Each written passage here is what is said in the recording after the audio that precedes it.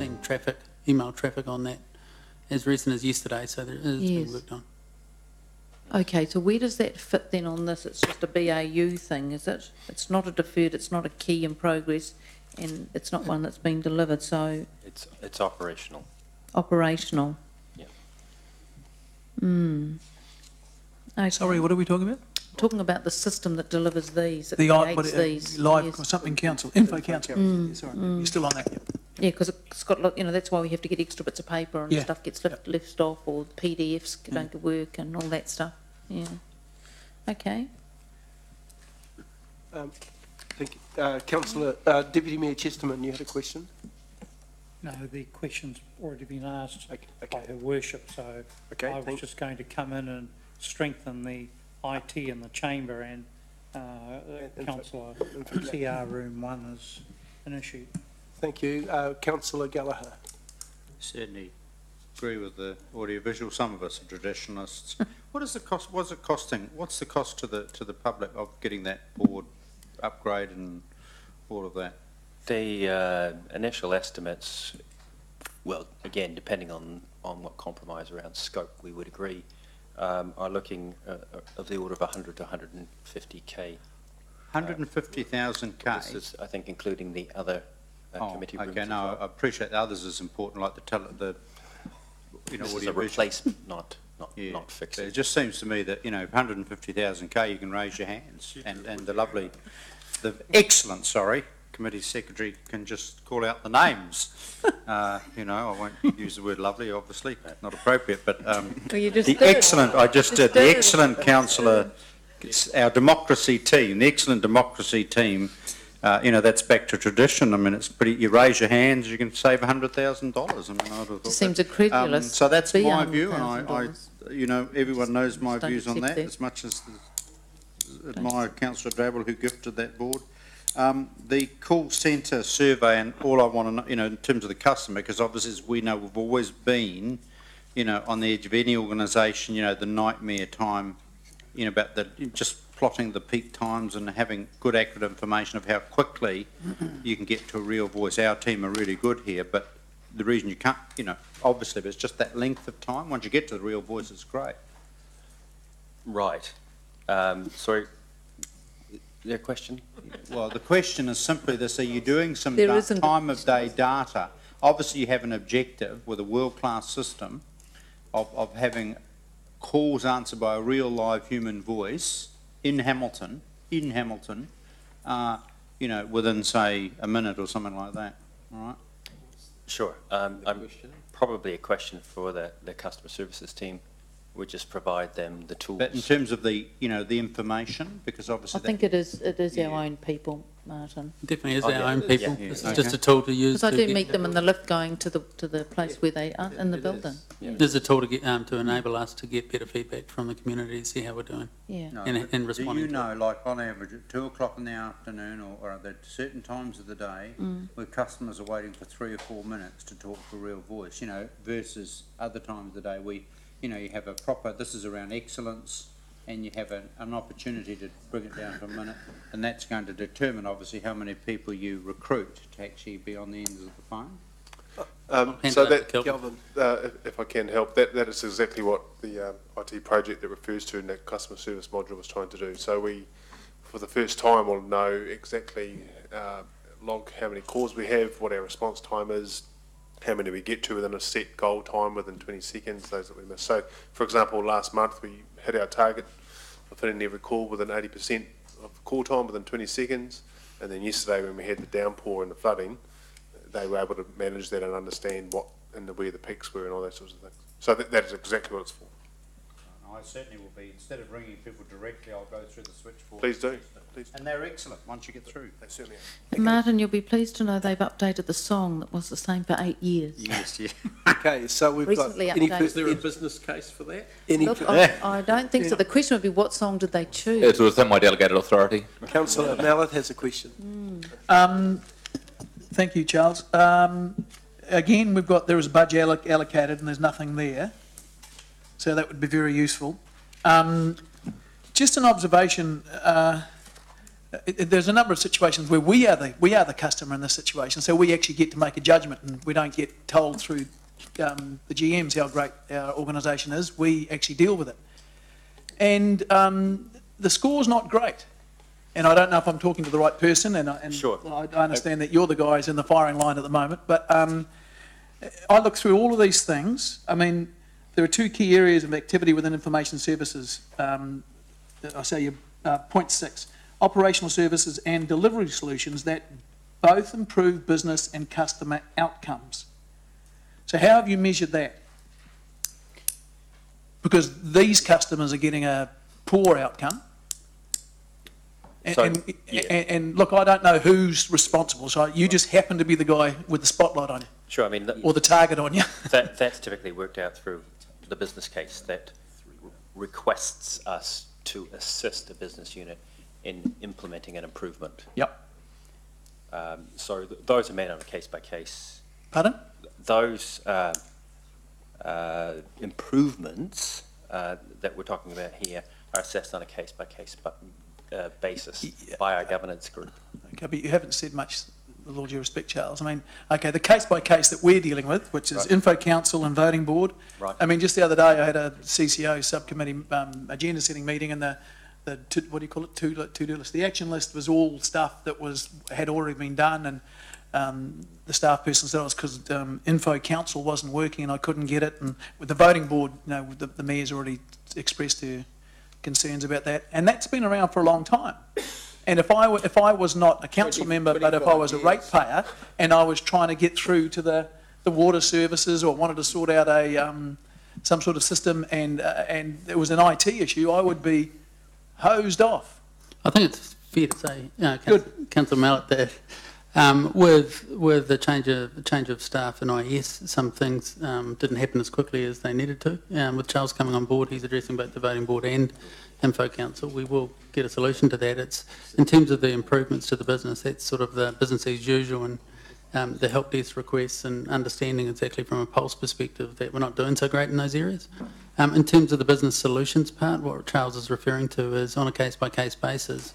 If parts of the business want to bring a business case that identifies benefits over cost and ways to improve our service to both the internal organisation and the community, they will have to bring that paper to the IS governance group and justify why that's a good use of funds. Okay. I mean, I would be of a mind to say we don't receive this report because the key projects, there are no dates, there's no, it's a very waffly report. It's not a report that you put up to a governance body that you can be judged on. It's a report that's, okay. Call centre module, information services is currently working with customer service to implement a customer survey tool. The Voting Board is unreliable and needs to be replaced. Well, we know that. Information services currently working with democracy. There's no dates, there's nothing there. So, you know, I don't think this is a useful report for us to, other than to get me going. It's not a particularly useful report. No, the purpose of the report was just simply to give a key activity update in terms of where our focus But it doesn't even do that. It doesn't give estimated to, there's one thing, sorry, due to go live June 2016, which is not far away. That's the building online consents, which I assume means online building consents. So, I mean, I will probably vote against receiving the report, which is an unusual thing to do, but I just don't think it's a useful report, and I don't think it speaks well of the way if this report is how that part of the organisation's been run, I find it disappointing. Okay. Okay, we're still on questions. Any further I've got questions? one other too, sorry. Is it a question? It is, yeah. We've got a couple of deferred projects, and I might be misreading this, Charles. So we're talking paragraph 21, the Planning and Regulatory Authority view, 440k, lease funding for equipment, 246k. That totals 686k. I think, reading that IS budget, our capital budget is 1.5 million. So that's about half of the projects we're doing aren't going to get done. Is that right? Yes. Okay, so that's two other sets. Look, and I don't know why that's happened. There could be something totally out of your control, but, Yep. you know, so there's another group of customers who are not getting their service delivered. And there'll be 1,000,001 reasons why, but it seems to be bad news. I think again, trying to support Charles here, those two projects, it's prudent for us to defer, and there's very good reasons, and the business is benefiting by deferring.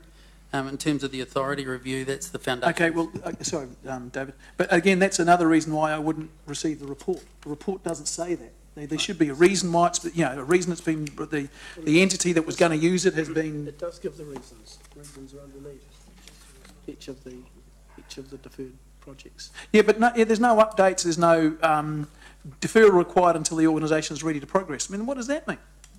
And that's about authority, that's been a common thing for a long time. Mm-hmm. Issues with authority and its compatibility have been issues for a long time. So, and that was some of my questions earlier about deferred projects and where they go and what they go, and should they be removed altogether and you put it up when you're ready? Because there's no point, in my view, of deferring a project over to the next financial year. If the same issues are present, you better take it away and start again and put it up when you're ready. So those are discussions I raised earlier that need to be had in anticipation of the annual plan. Okay, I mean, and the other one is lease funding of equipment. Laptops has been deferred due to delays in the rollout of the new standard desktop environment, Go DAS. Who's causes the delay in the new environment? Is it something under our control, or whose control is that? It's basically, it was a knock-on effect from the time it took to migrate our managed services provider back earlier in the year. So that's taken longer than anticipated, and this was one of the rollout of the new desktop was one of the projects, one of the components of that transition, and the replacement technology that goes with that has been held up accordingly. So is the council's ability to serve our customers clearly is downgraded or is diminished because of this? It hasn't improved. It remains as it has been. Okay, thank you. Deputy Mayor Chesterman. Thanks, Chair. Councillor Mallett has raised some interesting points around customer service, and I'm just wondering why councillors are not included among accountability measures, because we had the issue just 2 weeks ago in Livingston Avenue, and when I called the gentleman, because he communicated initially with West Ward councillors, when I phoned him, he said only 2 West Ward councillors had contacted him, Councillor O'Leary and Councillor Gallagher, who went to a lot of trouble to solve this person. So I'm wondering, are we aside from the organisation, or is there some form of benchmarking for councillor response to email complaints, phone complaints, because we are also, I presume, part of the organisation?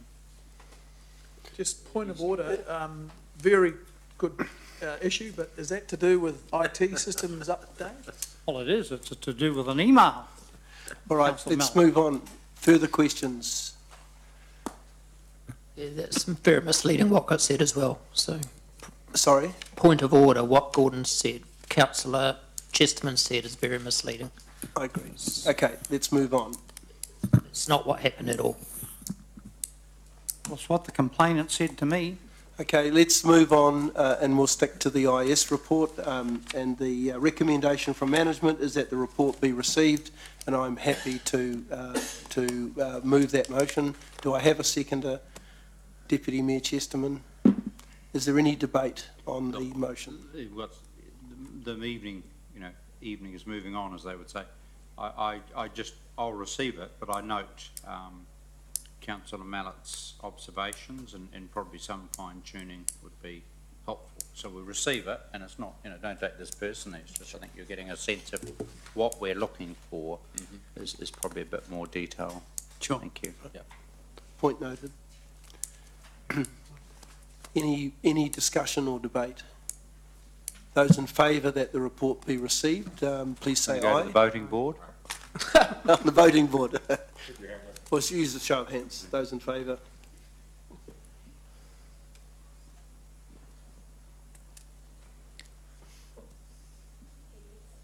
Those against?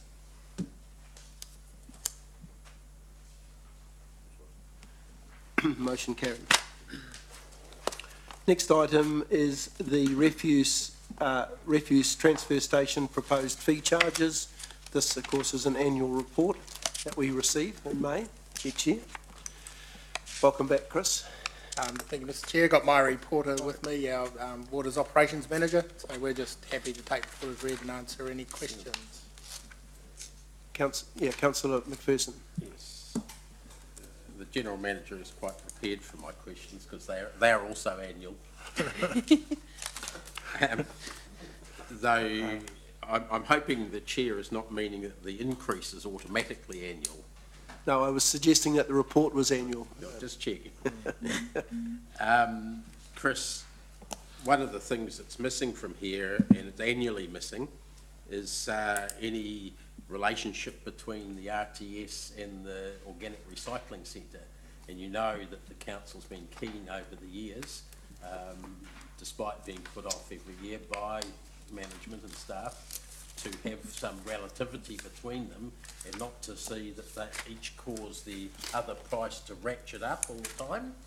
So would not it be good for maybe next year, the 10th anniversary of me raising this perhaps, or it might be the 15th, I've lost count, for us to see those charges alongside each other, so we could at least see the information up front and say, okay, we can see that that's about in kilter, that's going to encourage recycling, or, you know, they're too close. And you know, the problem with this contract, as I've said, I can't remember, it's 10 or 15 years 17. Now. 17, you think? Okay. It was the original term, I think. Okay. Yeah.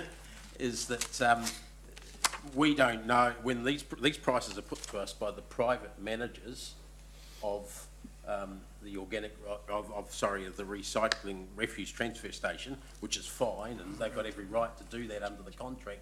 But we have, you know, in terms of our strategy of trying to divert waste from landfill. So I'll wait until you finish. In terms of our strategy of trying to divert waste from landfill and save the ratepayers some money at the same time, we don't know whether this report is going to help or hinder that. This increase is going to help or hinder that. And isn't that the purpose of really, you know, in terms of our strategy, our vision in this area, the important thing? Yep. So, Councillor, you're right. There is a relativity between the two. So, Myri just informed me the organics enterprises haven't increased for the last 12 months. But they will shortly after this, if history is anything to go by. But I'm just trying to think of the figure. It's a percentage of 90% or something, where we try and make sure that the organic centre prices are not any higher than 90% of the refuse transfer station. So that is the case here. It would have, I agree, it would have been good to write that in the report, because we do talk about that every year as well. I guess the opportunity, as you know, is coming up for a new contract and to just reset how we do this. I think the important thing from my point of view, apart from that benchmarking with the Organic Centre, is these guys are operating in a very competitive market. There is a competitor, and they're a fierce competitor in town, in Enviro Waste. So they have to set their prices to get the business. So they are operating in a very competitive market. But you know, one of the checks that we do is just look at the benchmarking, which is attached as attachment 1, I think, appendix 2, just to see that they benchmark well across other suppliers in the region, and they do. Isn't that the wrong sort of benchmarking? It's looking at how they each keep the price down, or there's some competitive pressure to keep the price down, but them keeping the price down can potentially encourage people to put more waste there, which costs the ratepayer more in terms of the cost of that being shipped to landfill, is it not? The more waste going into the refuse transfer station, the more that will cost the city. we're paying 90-something dollars a tonne at the moment for it going there. So if the price is kept, let's say, arbitrarily low, the price of dumping there, then there's another cost to us yet to come of taking it all to the landfill. And if there's more put in the refuse transfer station, then the landfill gets more and we get charged more. Don't we pay per tonne that goes to? From our refuse collection, we do. So we pay by tonne just for our refuse collection contract. What about this? Not for the customer dropping off at the gate. Okay. So these fees cover the cost of landfill disposal. So that's separate to the municipal collection. But equally, 90%, 10% difference between the organic recycling costs and the refuse transfer is not that much of an encouragement. Let's say if you have to drive from the north of the city, which is where 2/3 live north, you have to go past, just about past one to go to the other. Where's the big effort to try and divert it and save money? I think it's important to note that any recyclable material can be left at the refuse transfer station free of charge. So they do have the recycling shop there. Not organic. Not organic waste. Which is the majority of material, in total in the city, isn't it? Yeah. So one of the so we are about to bring the business case back to council on the new contract, and that's clearly one of the issues that we're looking at is do you bring the management of the RTS and the organic centre in together so you can have a bit more collaboration going there? At the moment we've got two different sort of occupiers and we're trying to manage that at arm's length. So we do have some opportunities with the new arrangements going forward to maybe get something better in that regard. It's not necessarily though to bring it in-house. I mean, you just might be able to have contracts with that we have more control over pricing mechanisms. That's right, and I'm just surmising, but we might write those mechanisms into one contract. If there's one contractor managing the two sites, then we can be more specific on our requirements there. So, there could be cross-subsidisation they build into the overall price. So there's options there. Clearly something we're looking at as we bring the new contract to you with some of the other initiatives we're looking at, as you will be aware of as being on the working group. And final point or question, has this council ever turned down a price increase proposed to us by RTS? The way the lease is actually written is that we only have the opportunity to provide a subsidy. I know. So I'm just making the point. Thank you. We've never turned down one because we can't. Because we can't, correct. We can't, not currently. Yeah. I'll move. Thank you, Councillor. Second. Just a question from Councillor too. Look, I realise that there's not a hell of a lot we can do about this, to tell you the truth. But when you look at the cost of, and I would think that a huge cost of the operation of that would be the transporting of the waste from here up to Spring Hill in the landfill. And when you look at the fact that diesel reduced last Tuesday by 3 cents a litre, road user charges have not increased for the last couple of years, and the type of vehicles which they're operating are very low on road user charges. The Enviro waste out there at Te Rapa, that's where I always go, because I've got a trailer they dump there for $27, and I noticed that up to 300 kgs, that's green waste, mind you, is $40 a tonne, which is still $3 cheaper than the proposed is through Waste Management. Over the over 8-year period, which is on the graph here, their prices have increased $55 per tonne, which seems to me to be a little bit exorbitant. But there again, when I look at some of the charges, which like places like Cambridge and these sort of places, it's probably reasonable. I'm just wondering whether or not in the new, well, maybe it's an issue for the Working Party, is to decide whether or not council actually have to approve the increases instead of the contractor actually just pleasing himself what price he puts on the increase. Maybe something we could look at. Yep. So those options are there. There'll be ramifications of that, but those options will be there. In terms of the drivers for the cost increase, rather than it being focused mainly on transportation costs, it's a lot of the costs are very much driven from the landfill costs, which there's a significant volume of compliance processing that isn't directly related to a lot of other indices such as transportation and diesel costs. All right, so I think I had a move. Sorry, you had a question? Oh, look, I mean, it's just, I hear what Councillor McPherson says. My worry is the kind of incremental creep that's year on year, and the degree of, you know, where does the sort of the tip point come where people say, oh, it's too expensive, particularly around the trailer stuff, and the temptation to do other things which are less palatable. And I know there's a balance, because obviously Councillor is right, you know, you want to encourage waste minimisation and just taking something to a landfill, or how much we incentivise other options. Yeah, I guess you're picking up on the illegal dumping, or you know, the potential for that to increase as a result of increasing gate fees. Is that correct? Well, I mean, I think that is it. I don't think that's the only sort of trigger, but certainly we've got another working group looking at our rubbish collection contract, and whether, for example, you know, the so-called, you know, what they do in Auckland, you know, you put your couches and your ovens on the roadside for one particular time a year or something like that. You know what I mean? Just being innovative in our thinking, really. You know, you want to change people's behaviour, right? But it's when the sort of the kind of cost thing, you know, where is the barrier where people are disincentivised from taking said stuff to the tip as against literally chucking it into a gully. Yeah.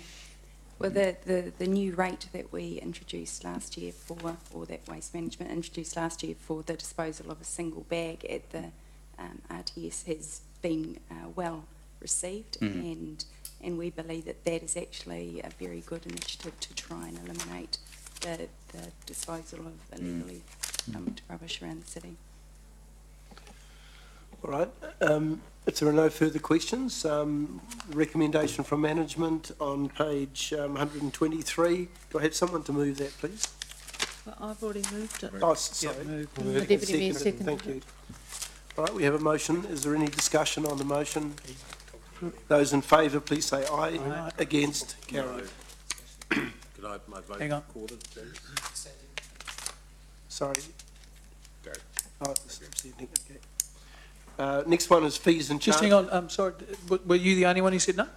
I don't know, sorry. Martin, did you say no? No, I'll support. Oh, okay, Yeah, sorry. I just raised to observation, Sorry, as I okay. respect. So you speak one way and vote another. Okay. Yep. So we're on to fees and charges, item 18, on page 128. Tracy. Thank you, Mr. Chair. I'll take this report as read. So the fees and charges review has been completed on fees and charges as part of the annual plan process. So just the main thing to note for this particular year is that when the LTP was set, the inflation number for the 2016-17 was 2.33%. This is now being reduced to 1.9% to reflect the Bill index. So this means on average the fees and charges are better than what we thought they were going to be. So happy to take any questions. Deputy Mayor Chesterman. Yeah, look, I just wonder how serious the problem is in the town with mules, because I see we've got an impounding fee. I'm just wondering when the last mule was captured in the main street. Pigs as well? Oh. Look at that. Don't worry about the answer. Now, look, I do have a couple of other questions. I see on page 131 down the bottom that we're charging $1.80 for travel outside the city, but councillors only get paid 71 cents.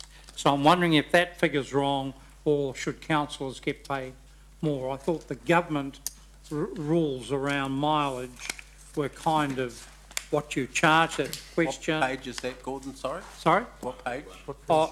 131 down the bottom. It's just the per K charge of 180 when our reimbursement is 70 or 71 cents. 74. Next question would be around photocopying. There seems to be some inconsistencies around photocopying charges, and I think across the organisation there should be some standardisation of those fees. I also wondered about the hourly rates because they're sort of quite different. You've got LIM reports which are proving very popular, but then we've got an extra hourly rate at 84. But in some other areas we've got hourly rates that go up to 180, and for top people like John, 220, probably to reflect what you're paying, what we're paying you, John. Also on page 136, we've got a whole lot of information around depositing dangerous litter. What is the point? Have you got questions? Is there questions? Where are these questions? Very good. Well, I was getting to the question before you interrupted me. Very good, Sorry, Deputy but- Mayor. So how many more examples, councillor? Do we actually issue infringement notices for depositing litter? I think we should, but I don't think we do. We I'm wondering can, because we did pass a bylaw on it, didn't we? So we can. Where's that in here? Do you get paid for picking it up? So I Right, just, so where's the question coming? When's the question coming? well, that was the question. That was the question. Do we issue litter infringement fees? I was interested in this question on the mule. Is that going to be answered? I didn't get an answer on the mules because I didn't think we'd caught any. We had a cow last year, Councillor. We did have a cow that we encountered last year. I think. We caught some asses, though. When's the last time you kept a pig? Don't you remember the councillor's lunch? And Okay. on page 145, our cheapest photocopying fee is 30 cents. So we should shop around within the organisation. Now, I'm sure Gary will have a number of questions. Okay. Thank you, Sorry, Deputy what Mayor. page was that on the photocopying? What page was that? 45. It's right through the whole report. No, because there's different photocopying. 145. fees, right? Yes, there's different. So photo- hourly rates, photocopying costs. I couldn't get over how there were different photocopying fees all the way through this. And the library is different. Councillor Young, you had a question. I think Yeah. those are getting answered. I think Deputy Mayor asked that question already. Just when was the last time we impound a cattle or pig or something? But I have more questions. For example, on page 134, the plot purchase approved this year actually 0. So to me, it seems it's a new area for plots, right? That $210, the first one on the list, page 134. So why is the difference between $210 and $105 in the lawn area? Is it the capital cost need to be passed on to customer or? Because it was constructed and opened in 2015, so it's a new fee. So it's a new one? So what's the difference between the price 210 and 105? The next one, the one underneath plot purchase and lawn area?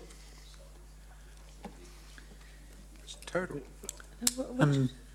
Lance, can you help us here? I would be guessing. I presume it's the cost of actually implementing it being reflected in that it's a newer area and probably more desirable. Okay. It's like that deluxe plot. I'd have to find out from Sally, I'm afraid. And I have another question here. For page 138, democracy.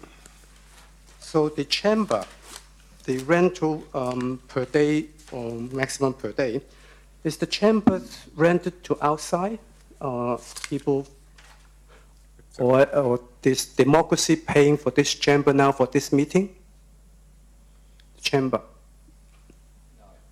No? Oh, sorry. Sorry, I can't answer that question. I know the reception lounge outsider can rent it, but how about the chamber? I don't think we rent the chamber out. So why does charge for chamber?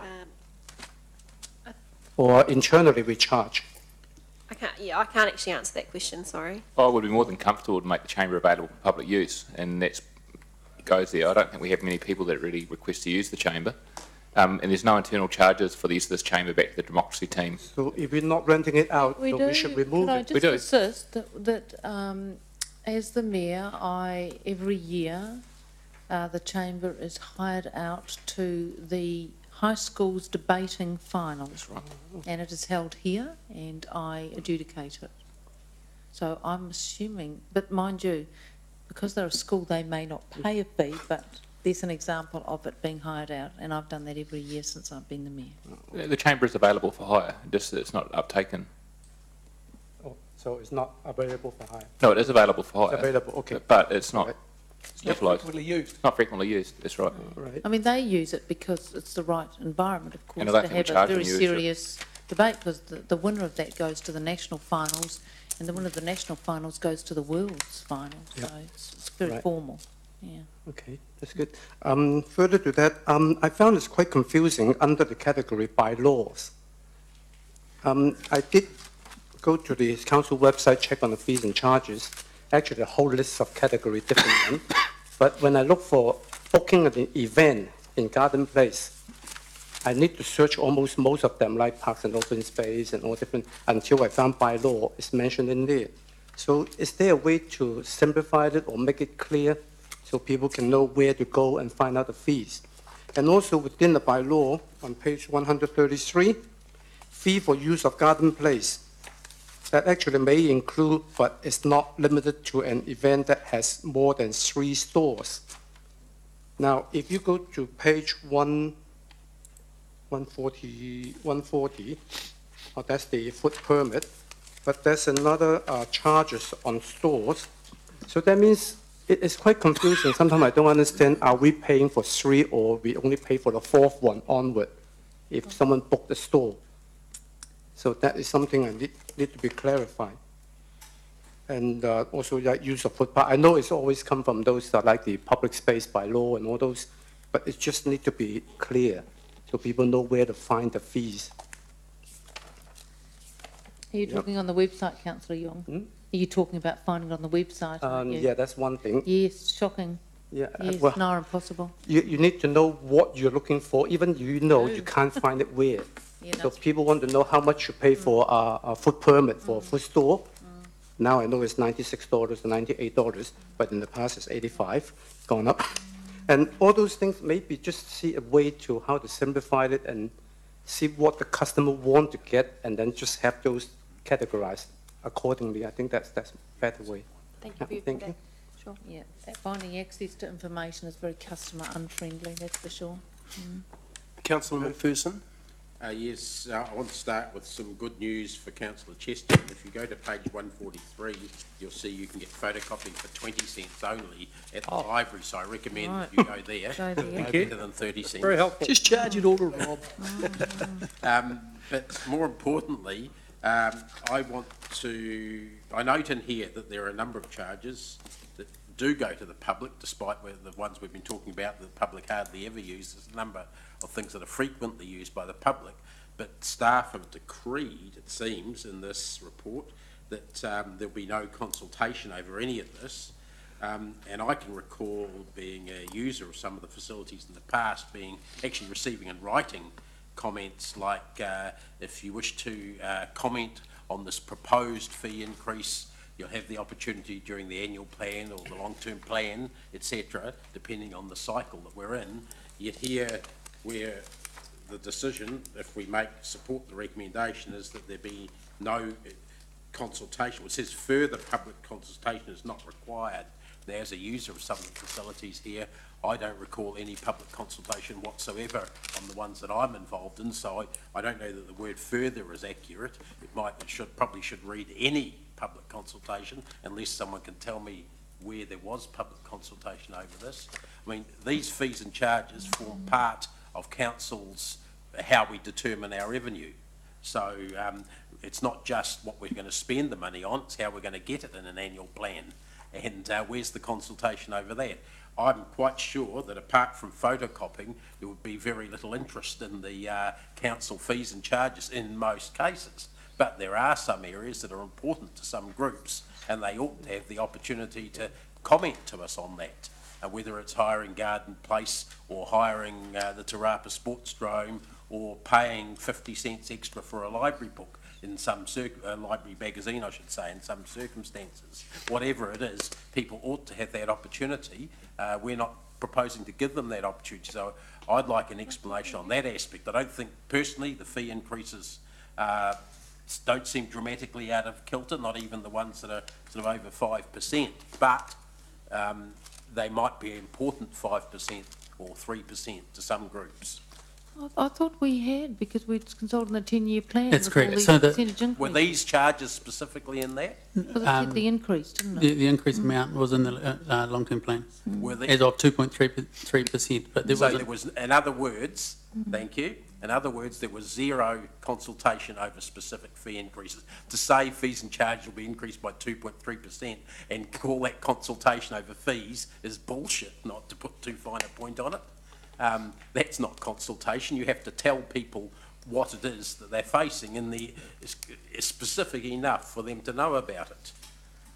You know, that's not consultation, and that's not the sort of consultation council used to do with fees and charges. It used to publish its schedule in about February, later than the original, the main documents, but still in about February, and they were out there, and for instance, community groups that were regular hirers of community facilities would, even as recently as about 4 or 5 years ago, would get the proposed schedule that applied to them, and they were invited as part of the annual plan consultation process to have their say on it, to give us some feedback. And occasionally people would come along and talk about the effect they would have on their community.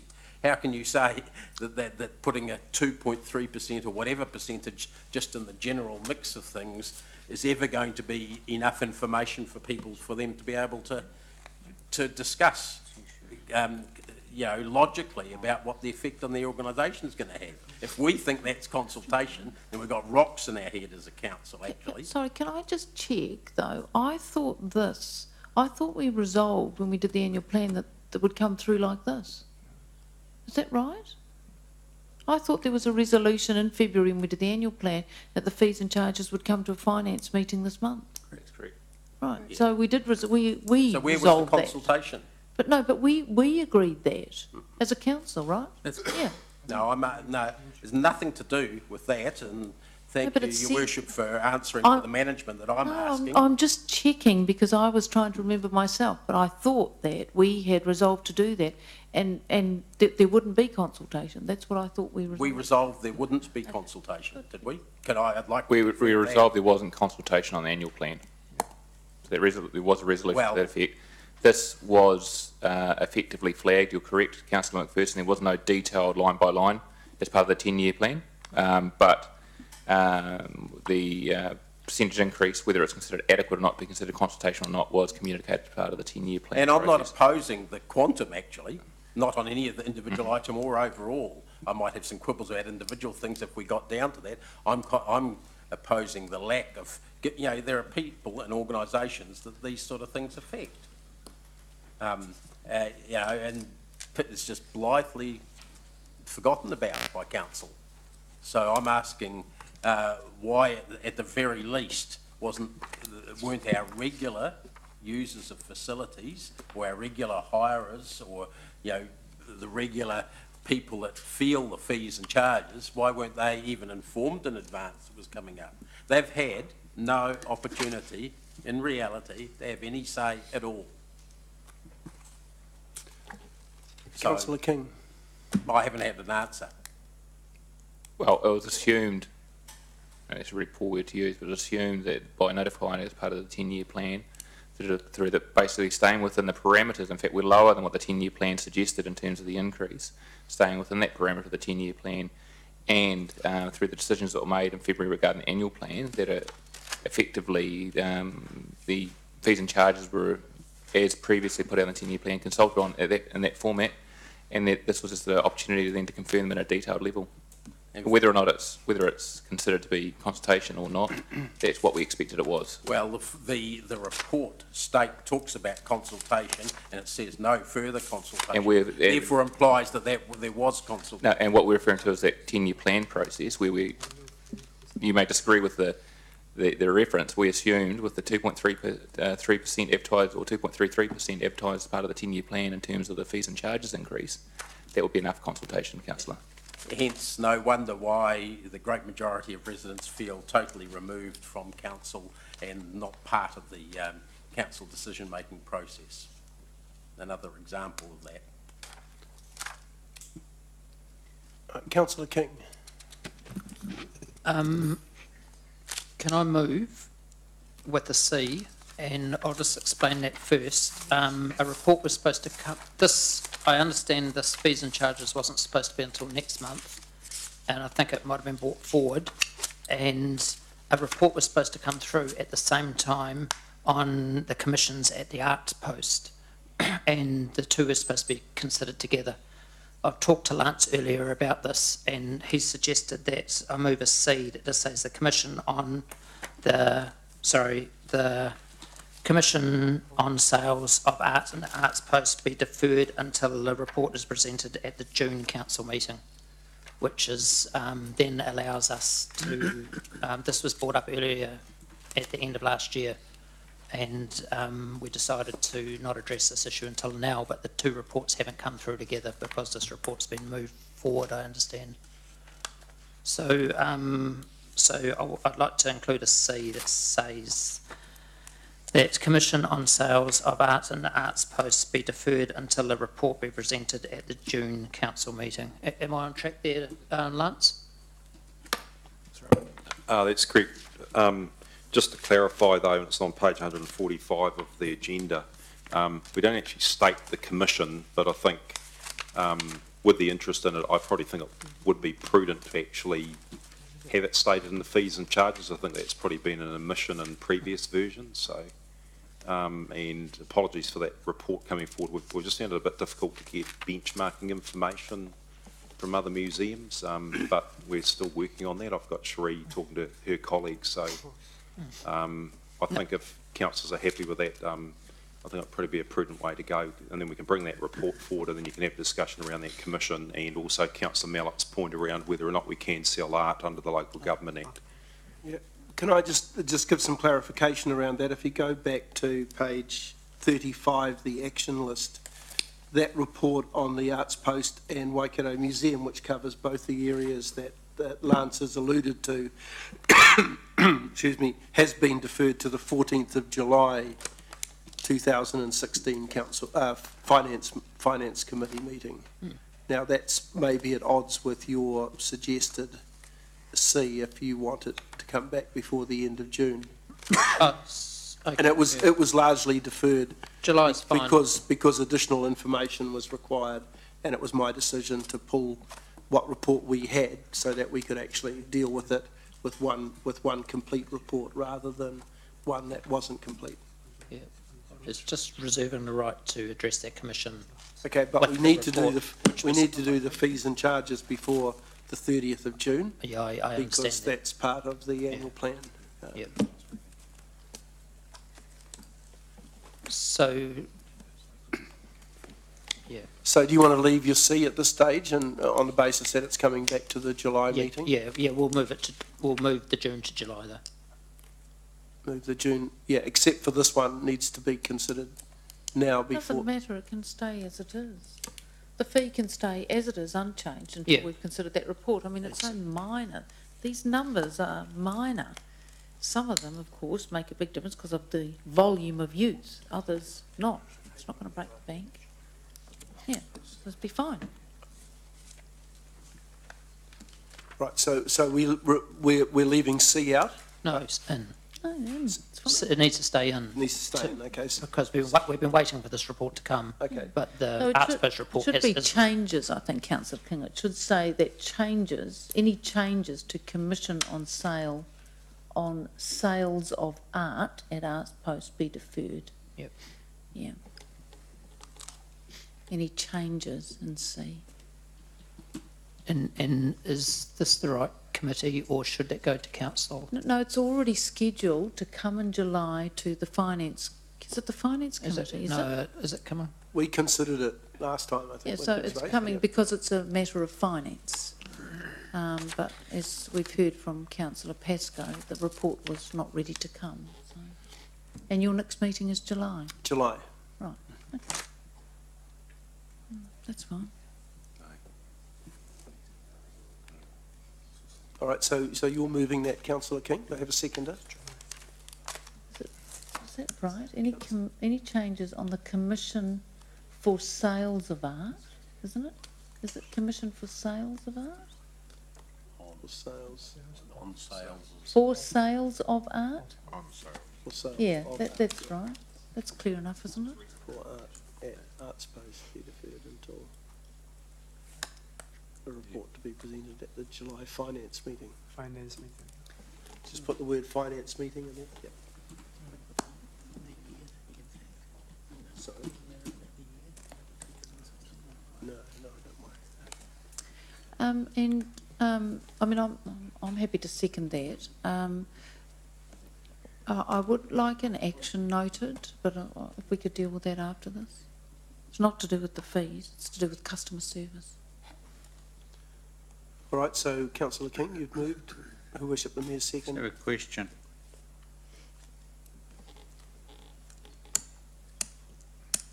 You got a question? Yeah, Yes, around the swimming, if it has been asked for, sorry, it's just the learn to swim. Page 152.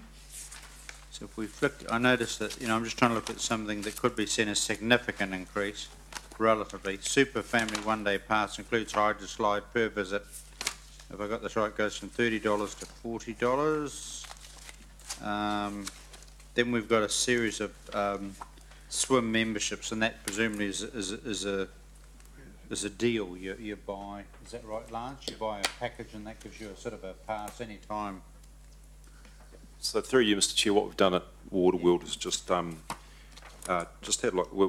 we do annual benchmarking with other similar facilities in similar size cities, and then we've actually looked at what the offerings are, and there's a range of them there which we've actually changed. So there's a range of offerings for people, so we've reflected benchmarking, and also we've reflected what some flexibility around different types of membership, so that people have different options of choice. So if you had an annual pass for $650, then you calculate how many times you'd go in as a single entrant. If I got that right, then you'd work out if you're ahead. Yeah. So it gives some options. So if there's people here like short-term stays and that sort of thing, or if you're if you look at this, the one, the 12-month, you're probably a regular lane swimmer, and actually looking at those. So what the team have done is tried to have a range of offerings. But if you're, say, a university student only here, and you only want to swim during the summer period or something like that, you can buy a 3-month pass and what have you. So just tried to have a range of offerings. This is, if we look at the Learn to Swim, where we're going to raise that, okay, you say it's only $5. I think there's been a drop down there, because obviously it went from Learn and Swim package went from $1,735, but I realise it's just the drop, the way the chart is gone. And again, we're coming into that whole issue of incremental cost, and yet we as a community have an absolute commitment to want to lower our drowning toll. And so, one thing is the entry to the pool and all of this. These are sort of significant social programs. And I just have a sort of a slight worry that each year we sort of year on year start to incrementally raise these things, and it's over time you cumulatively put it potentially beyond the reach where this is a significant social good. Have I got that right? I mean, I'm interested in your, the balance between... Yeah, there's two aspects. So there's the market, because there's private operators who have Learn to Swim programs, and we've tested the market and people are prepared to pay a bit extra, but just for the people who probably can't afford those sorts of things, we have the arrangement with WaterSafe New Zealand, and we get funding from them so that we have people from deprivation areas and lower decile schools, so that can actually have essentially a subsidy to go to those types of programs. And if my memory is correct, we get about $50,000 a year in a grant from WaterSafe New Zealand at the moment, a 3-year deal. So we're continuing those discussions with them for that to continue. So we try and cater for the overall market, and also for making sure that we get as many people as possible into those programs. I'd have to say we have no problem, as you probably recall in the previous reports we've brought through on Waterworld, Learn to Swim's a growth area, and will continue to grow, which is good. Yeah. So, I mean, all I'm wanting to say through the chair is this is not just a sort of, you take the tables, the fees as an incremental percentage increase roughly. We've just got to be aware of some of the consequences. And I think the broader point that was raised before about use of our community facilities, and dare I say it, the zoo example with the warehouse deal, excellent example of the zoo being opened up to Desert One schools, those kind of things. Right, we're in debate now. Oh, I've got a couple of questions. You've got a couple more about questions. Specific increases. Okay. I want to ask the General Manager if, when you talk about benchmarking and swimming charges, you benchmark the child's entry fee against Auckland City child entry fees to swimming pools. Yes, just remembering we have, what's probably not in here is under fives are free. Yeah, it isn't. It would be handy to mention that on your list. Yeah, and I think that was I'm just trying to recall whether it was a debate in an annual plan 2 years ago with the LTP. No, it wasn't. It before was last. the first. It was one of the initiatives we brought in immediately after the election. Yeah, and I think straight Councillor away. Wilson brought it up, and councillors, there was quite a bit of debate on it. Councillors supported that, and it was I think it had a budget effect of $45,000 to $60,000 a year. So that's been in place. That's actually been more successful than what we thought, and that's actually hit the bottom line a bit more than what we thought. But as Councillor Gallagher said, that's probably a good thing socially and for kids swimming. So that's not listed here. Sorry, Councillor, Yeah, just we under probably should swimming have- facilities. Oh, right. Under the title there, it does say children under 5 years of age will be free. Oh, sorry, I'm looking Yeah, on the we right probably should have side. specified in where it says child, Councillor McPherson, child 5 years and over, just so there's clarity. Yep.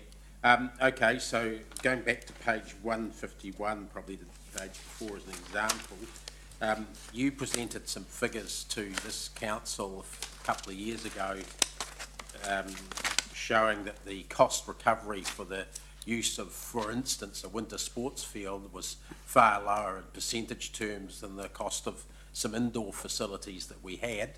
And I note, by way of just an easy comparison, a rugby field for a full day, there's a cost, anything over 5 hours, let's say 10 hours, double the half day one, about $13, $14, $15, some of that range per whole rugby field, even though we have a lower cost recovery coming there, versus say the Te Rapa Sports Drome, about half the size or less of a field, up to $51 per hour. Same with some other comparisons as well. That's just two I've picked out. What's being done to address those imbalances, and do we, when we're setting these fees, look at the cost recovery situation in any of those areas, or are we just adding a percentage to everything? Well, I think the answer to your question is yes, the latter has been.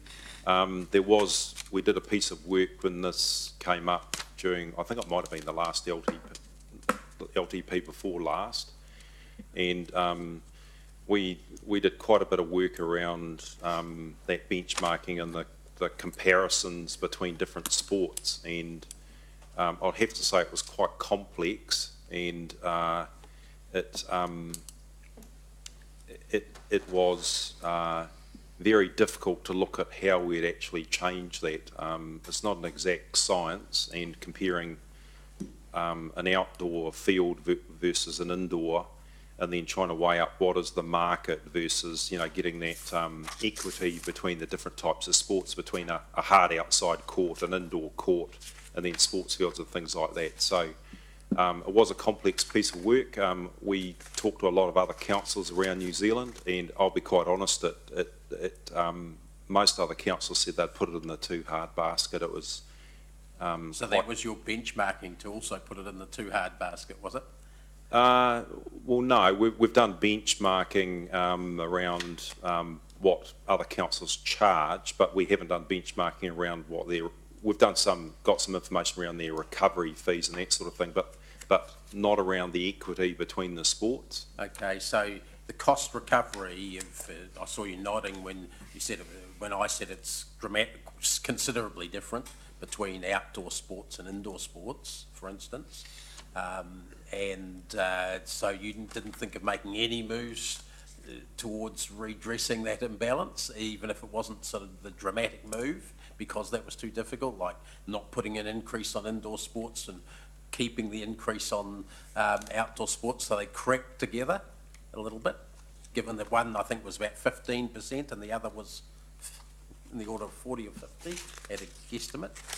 The answer to that question is no, with the time that we had to do fees and charges. To be honest, to go through that, I think elected members would have to be taken through that in some detail, and I think, you know, it was quite a big piece of work. We've got that information there, and I think we would have to take elected members through that so that you're well aware of, it'd be a bit like community occupancy, there would be winners and losers, and then the amount of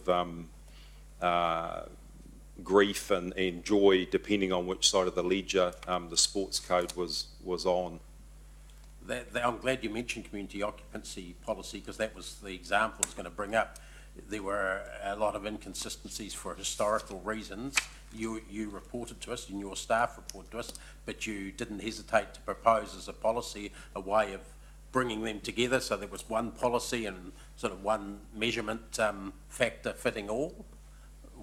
Why was it done in one area, not in the other? It was a staff proposition to With respect, Councillor McPherson, that was actually asked for by elected members, and my staff worked through that process, and there was a number of iterations of that. And was this not also asked for by elected members, and weren't we told in reports by you that once the figures were available, we'd be able to look at that? Yes, we've got those figures, and if anyone wants to look at them, that's fine, and then we can work through it. But you haven't put them forward to the, say, the Community Forum subcommittee to look at? No, not at this stage, but we can do. Or wouldn't it be a good time before setting fees to sort of raise that as an issue and see whether council wanted to? I mean, the reason I'm homing in on this is because it's been asked for a lot of years, perhaps not by the mayor, but by other councillors. And isn't it time that the issue is put in front of council so they can at least say yes or no? What is the issue?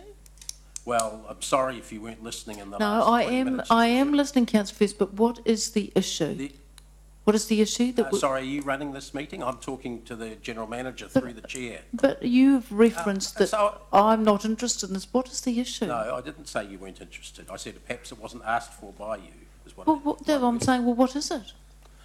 If it's useful, Your Worship, I'm not talking with you at the moment. I'm talking with the General Manager through the Chair. I'm following proper procedure. All right, go.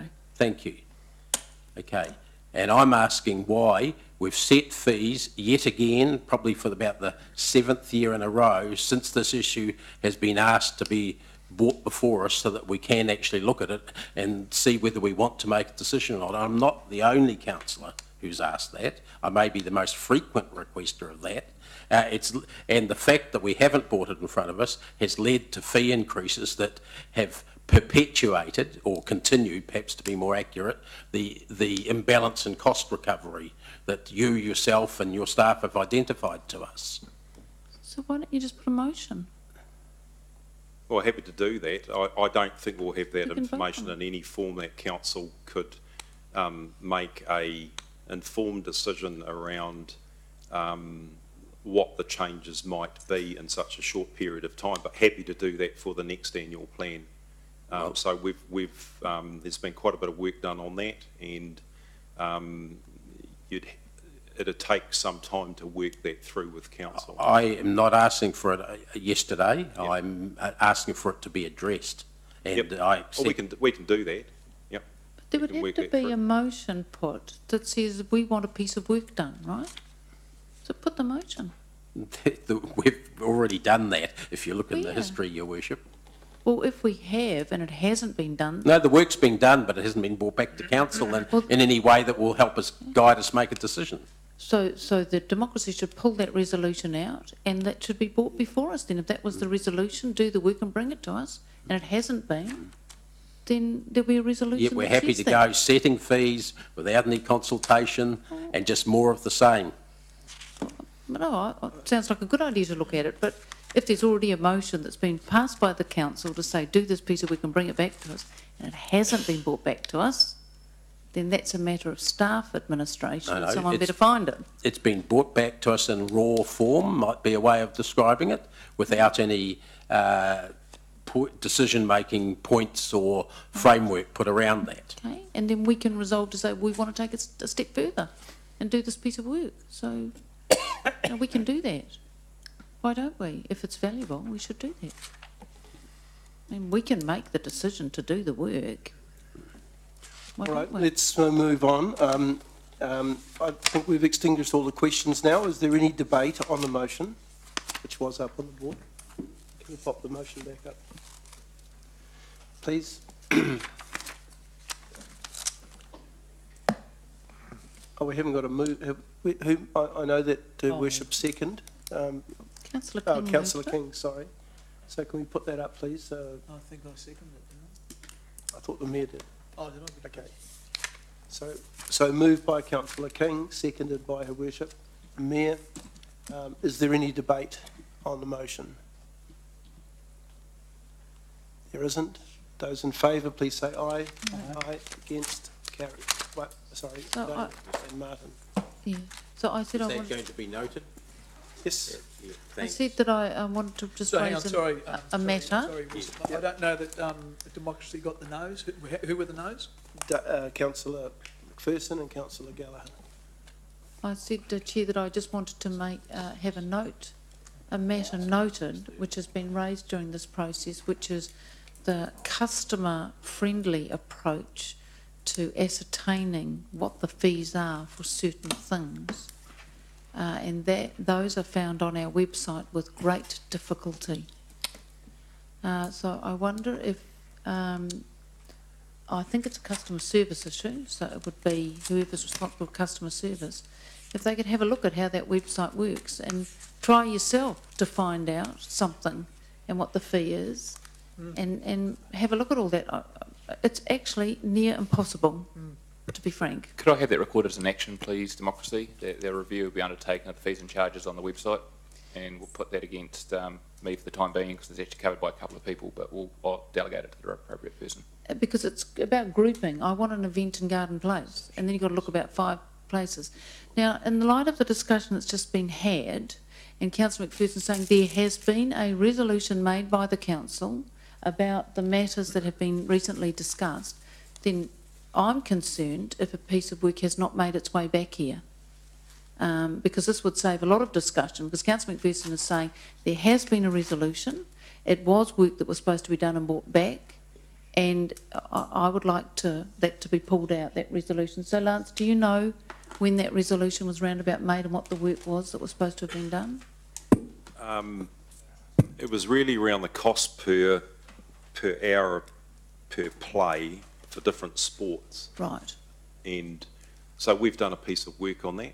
Right. I can't recall when the resolution was, but I could find out.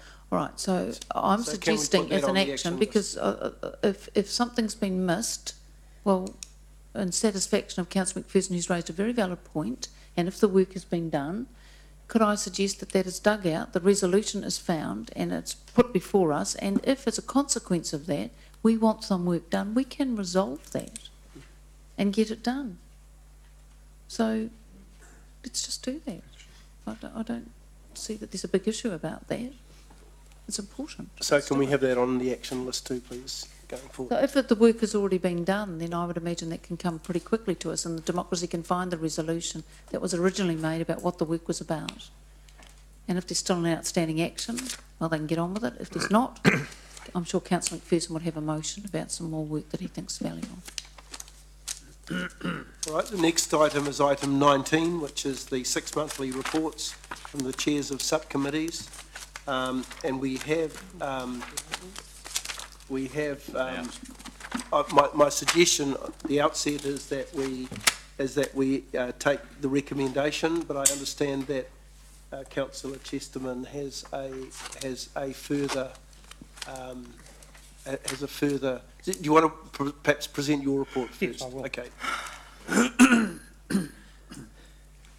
Thank you, Chair. First, sorry, are we getting? Are you doing the event sponsorship or external funding? Sorry, I'm doing the event sponsorship, but I will. Okay, Yes, you're that's right. just out of order, Take that's external funding first. Yeah. Okay. Well, the chair of external funding is not here.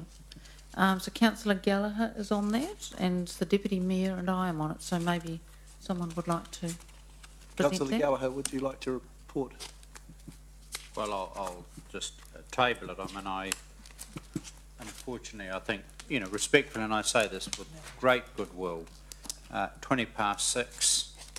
I'm not sure, I'm looking at the attendance around the chamber, and these are Just very report, important. report taken as read, and we'll just move Can we it. stick to the report? If you don't No, talk, well, I'm not, we'll then all in be that case, as I'm trying to extend goodwill, but the reception is not necessarily, I'm not receiving goodwill and good vibes from our deputy chair. Someone else could do it, and I want to keep my humour, honestly, you know, because I know you can get scratchy. So you don't wish to report? No, I don't, and don't take that, no, Okay, adversely. so Councillor Deputy Mayor I'll, Chesterman, are you I'll happy to report? with great joy and excitement and expectation, Councillor Gallagher. Look, the report is as Councillor Gallagher's tabled. I think one of the key points is item 4, and that is the major achievements. And I just would like to congratulate the Mayor for her leadership on the Hamilton Gardens Development Project. Just over 6 million of the target of just over 7 million has been achieved, and there are other announcements due quite soon. So I think that is one of the key outstanding outcomes, and also I have suggested to the chair of the External Funding Subcommittee that we need a report on how successful the requests have been over the last 12 months, and that will be due to come to the next available meeting. So I'll move the report be received from the External Funding Subcommittee. Second, thank you. I'll second it.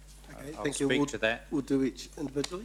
You wish to now speak to it? Yes, yes, it's a very good report from the Deputy Mayor, and I think, and his words are positive and correctly so, and I have views which I'll be sharing of how we can refine in an incoming term of council our governance structure, and those are views sincerely held by myself. However, let me acknowledge in terms of the city's new approach, and I think this report that the Deputy Mayor has given is good evidence of some very successful runs on the board, which I certainly acknowledge. My sadness is that the good news can only be shared with fewer councillors at 6:20 at night, but I'm not detracting from the good work, and I do compliment the chair of that committee in terms of her good work along with the mayor in this area. Thank you, Councillor Gallagher. Anyone else wish to speak? All right, those in favour that the motion as put be accepted, so please say aye. Aye. Against? Carried. Okay, now we have the event sponsorship. Yes, thanks, Chair. The General Manager, Sean, is not with us tonight. He's at his daughter's university graduation. So I will lead the discussion on it. The report is as read, but I just would like to draw your attention, councillors, to page 161, and that is the final sentence. A small balance remains in the event sponsorship fund of $23,000.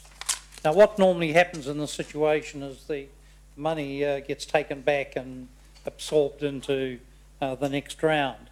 But I want, on behalf of the committee, to put an idea, and I have a resolution that Councillor Young, who's on the committee, will support, and that is that we recognise the Chinese community in Hamilton grows as a vital part of our social and economic DNA. And of course we have strong relationships with Chengdu and sister city Wuxi, and we think it's time to celebrate our Chinese heritage and business partnerships. Now what that's about is the celebration of Chinese New Year and the Lantern Festival, but it does need some investment to make this happen. and to dress the city for an occasion like this. Because we've struggled over the past few years with funding new events, and what might those new events be? So we have the three iconic events, the balloons, the Gardens Festival and the Christmas Festival, and here's an opportunity to think about our ethnic communities. And while I use the word Chinese, you could equally apply Asian, so you would group in Koreans and Japanese and other groupings. So shortly, our mayor will be travelling to China to represent the city, and while I haven't yet fully discussed this with her, there may be a small window in her time frame where, with advanced planning, we might be able to get access to a manufacturing factory, and it's possible that the sister city and the other Chinese city might assist us in helping to fund the equipment that we need. Now, what would we need? Chinese lanterns, I'm told they're quite reasonably priced, about $20 a shot. Dance at Dragons, Philip and I have agreed to be part of a team of 100 Chinese dancers who will dance around the garden place. But we would own it, or we would entrust it into a trust. Now, the Chinese weekly newspaper is very excited about being involved in this event. And it could be spread over the Hamilton Gardens, where there could be a food festival, Asian food festival. There could be performance in the Chinese garden. We have garden place as well. So there's no specific business case yet, except my request to councillors to consider allowing us to secure the $23,000 rather than putting it back into Richard's coffers to achieve this outcome. So I'll leave you with that. The recommendation is up on the board. I will move it, Philip will second it, and I'll be very happy to take any questions around it and a debate. So thank you. So we question or debate? Question.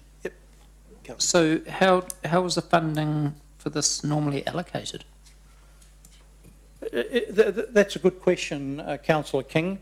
Normally what would happen, I'm trying to protect the money that was allocated in the budget, the 23,000, because we've got a new budget for the new year.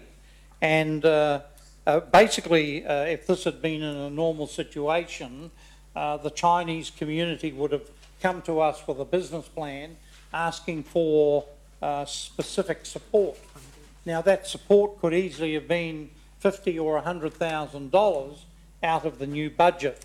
And remember, we have allocated an additional $150,000 in the events budget, and we plan to strengthen the existing iconic events, the three events, but we've got some left over to create an event that could be in the city for the next however far you want to look.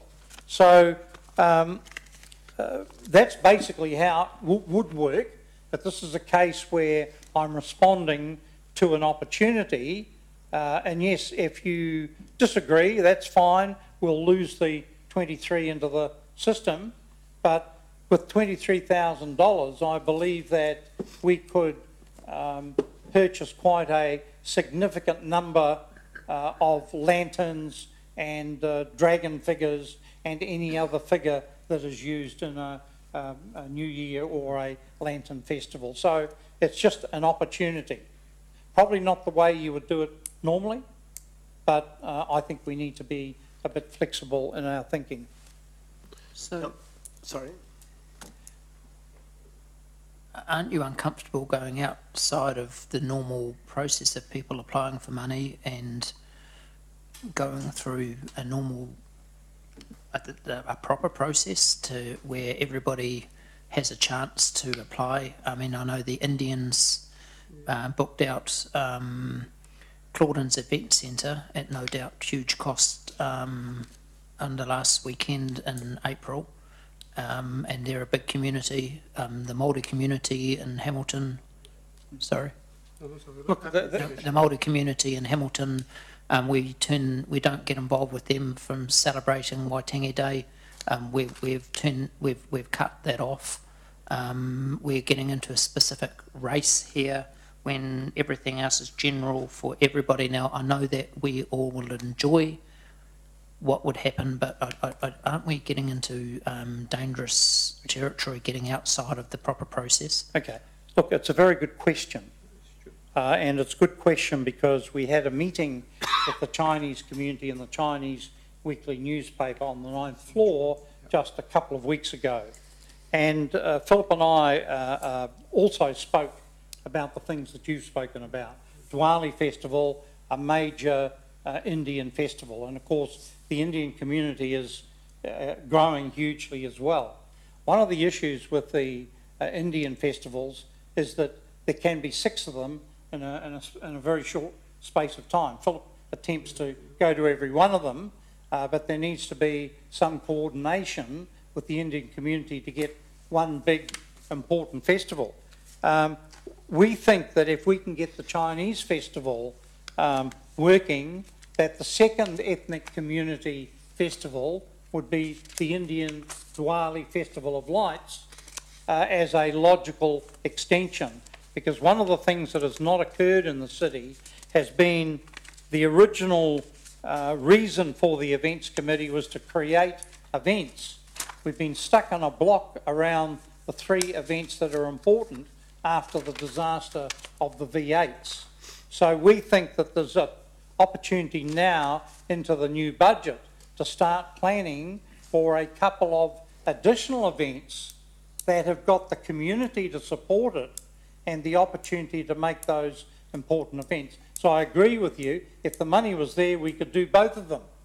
But I think it's better to take short steps and make sure that the communities themselves were actually going to run those 2 festivals. Because I don't want council to run the Lantern or Chinese New Year festival. That's got to become the community role. But they will come to us if they want to be serious about their events and seek funding from the events committee. So I'm trying to facilitate that opportunity for the city. So you have raised a point that has been considered, and rather than do 2, I think it's better to do 1 well and then bring in the second. Did we not turn down funding for New Zealand Day, for Waitangi Day, you know, we've No, we the fund- Waitangi Day we fund didn't Wai- come to the events committee. No, we run a civic Waitangi Day. Yeah, but there and we pay for was, that. And then the other groups who wish to run one, they apply to Te Puni Kokiri, who have special funding available, and they get funding for that. But they have applied to us and we have turned them down. I don't know. I'm not on I think that came to the community event section. They have. That's not your committee, is it? Sorry? That's not your committee. It's not our committee. So we turned down. Well, I can't New speak for the Zealanders. other committee. There was a request to Te Puni Kokiri for, I think, $20,000, and that was turned down. And so the runanga that has organised events for Waitangi Day over at the lake walked away, I think, in the 2nd or 3rd year because there were difficulties. And Philip, I think, had a role with that in his council role. So you are right to raise that. We have a civic event that comes out of the civic budget in Garden Place, and I think the last event, I'd be correct in saying there were about 30 people there, of which there were 5 members of the public who happened to wander by. Are you comfortable with this, Philip? Is this proper process? Is this? I don't know whether I should declare conflict of interest or not, because I'm Chinese. I think I look at it as a kind of, are we going to create another new event? I fully understand your question because we're out of the proper procedures about applying for funding, but that might be something we need to work on. And besides, we need to have an application. And whether it's from the Chinese community or anyone, a new trust or existing trust, they can come to us and apply the funding before 30th of June. Maybe that work. But other than that, I don't know what else. But in terms of funding, I think you mentioned about Waitangi Day. I was involved in Waitangi Day since 2003 until 2011. The Tirunanga did apply to council and we did fund them, and mostly about a lot of in-kind sponsorship. But then ever since then, the Tiwananga organized it 1 year, and then that's the end of it. And they never returned, and they are not organizing the event nowadays. So I guess it's, you're right, because we have a lot of other events as well. But are we taking this one as a new iconic city event? And also being asked by the Asia 2000 Foundation, and they're looking for another event for the Lantern Festival because of the Auckland one has been very successful, 3 days event. And they are not, or we are not looking for any competition, but we are looking at maybe we can establish one to enhance that festival and able to bring customer or audience from the South Waikato, not really from Auckland because they have another one. So are we looking at to organize another big event? Like you mentioned about the Indian Diwali, the one in Claudeland, basically they moved there because of the closure of Founders Theatre. So they're not paying anything too much or extra a lot to organize that. Besides that, it's not a Diwali festival. That's a Vaisakhi Mela. That's a kind of a Hindu festival. It's quite different. And I did in the past try to organize the Diwali festival at the Claudeland Arena, but unsuccessful. I'm not able to pull them all together. As the Deputy Mayor mentioned, there's about 7 to 8 Diwali happen in Hamilton every year. And I attend all of those. But there's only one Lantern Festival. Sorry, can I just add a point, and I need to say this. The Chinese festival was not Philip's idea. I pushed the idea. He just happens to be Chinese and on the events committee. And so I just wanted to make sure you didn't think that Philip was taking advantage of his position as a Chinese on the events committee. So yes, thank you for raising the Indian festival. I think it'd be too much to kind of expect us to launch 2 festivals in the same year. But I think there is an opportunity to make both of these very long-term festivals with the support and backing of the governments, if you like, plus the local community with a bit of a help from council. Is it appropriate, and I know I've got some questions waiting here, but is it appropriate that we should be considering this, that this shouldn't be being considered by the subcommittee? And that's a good question, and I'm happy to be beaten around the head on that. And if you don't like the idea, then say no, I'm relaxed. But it was an opportunity to simply secure 23,000 that will disappear into the system. But you can go away and have a committee meeting, a subcommittee meeting, and make this decision without doing it around this. I think the next committee meeting is in July.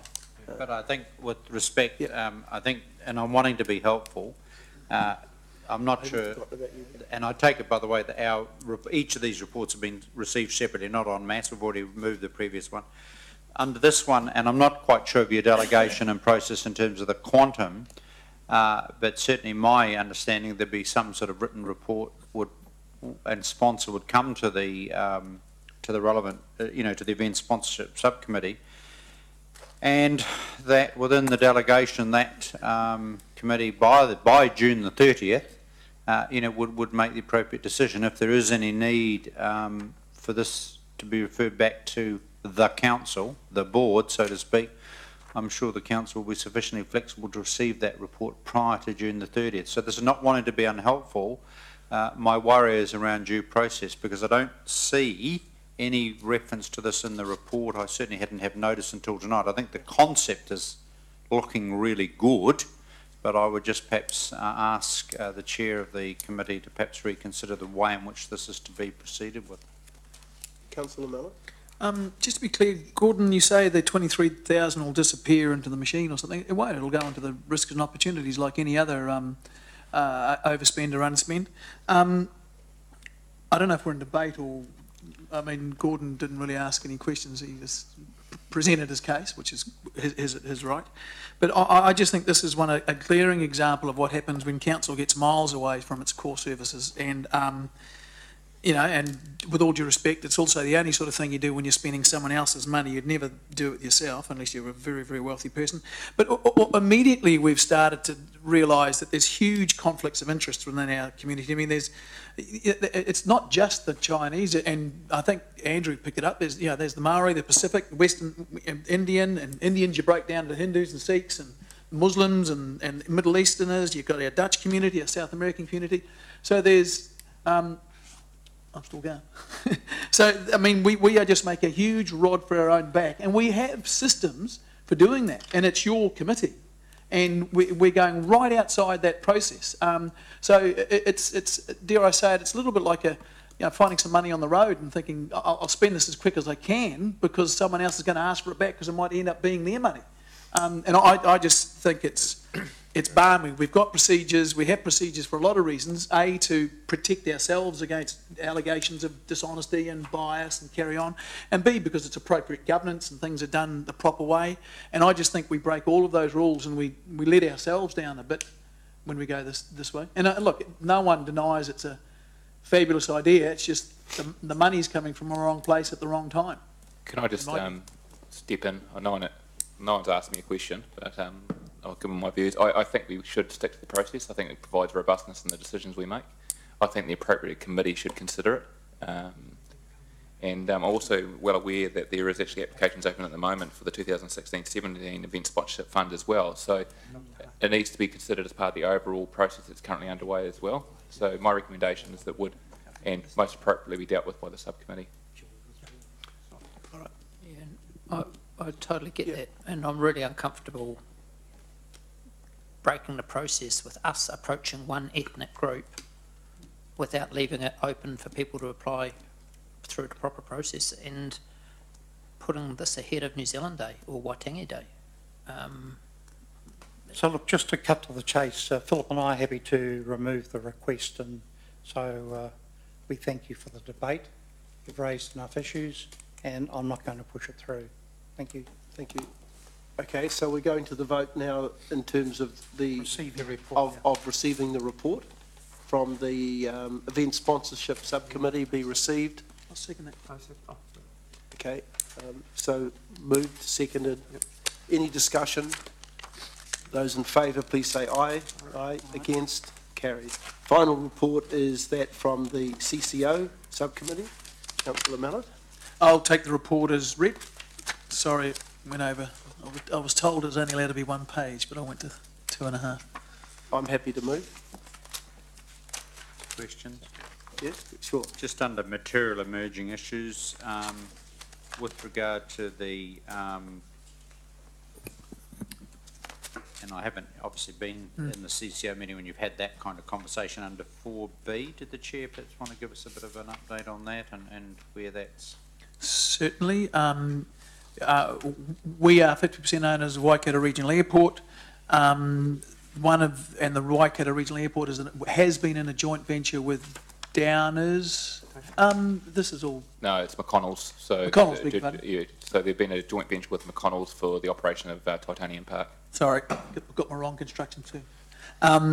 This is now public, isn't it, all this stuff? Yes. So okay. So that joint venture has been dissolved, resulting in McConnell's getting, and it was basically the primary asset was a whole lot of land out there. That land has been split up between the two parties evenly, and then it's up to the airport to come back, the airport board, which of course we are 50% owners, and then out there for the airport board to come back to us with some suggestion on what they're going to do with it. Right. With their so property. that's basically what you're telling us in terms of the CCO committee. Your committees are awaiting that information. Correct. And that discussion. And it might, and there is no timeline on that at the moment. Yeah, right. And just as a matter of information, I circulated a briefing note on that to all councillors when it happened a few months ago. Right. Okay. Thanks. Thank you. No, thank you for that. And the Waikato, the airport board has been very, well, I think very appropriate in the amount of the consultation they've had with the CCO. Yeah. See you on that. Thank you. Okay. Thank you. All right. So I've moved. Have a seconder. I'll second. Thank you. Any discussion, any debate? Those in favour, please say aye. Aye. Against? Carried. Next is the resolution to exclude